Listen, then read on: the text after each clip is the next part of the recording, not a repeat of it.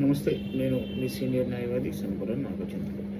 Gift deed and will deed between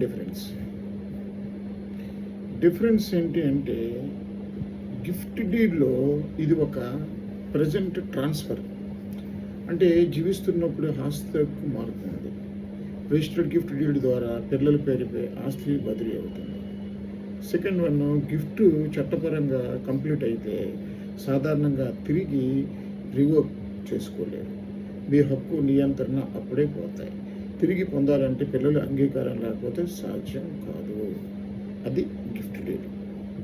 ఇక will deed అంటే ఇది ఒక ట్రాన్స్పరిటీ డాక్యుమెంట్.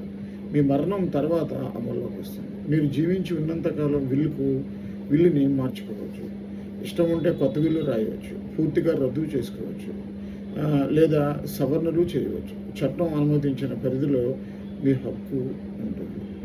అంటే ఈ రెండింటికి డిఫరెన్స్ ఏంటంటే, ప్రాపర్టీని ఇప్పుడు పిల్లల పేరుపై ట్రాన్స్ఫర్ చేయాలా, లేక లైఫ్ టైంలో కంట్రోల్ మీ దగ్గర ఉంచుకొని తర్వాత పిల్లలకి ఇవ్వాలా అనేది ఈ విల్ డీడ్ అండ్ గిఫ్టెడ్ మధ్య ఉన్న డిఫరెన్స్ని బట్టి మీరు ఆలోచించి నిర్ణయాలు తీసుకోండి.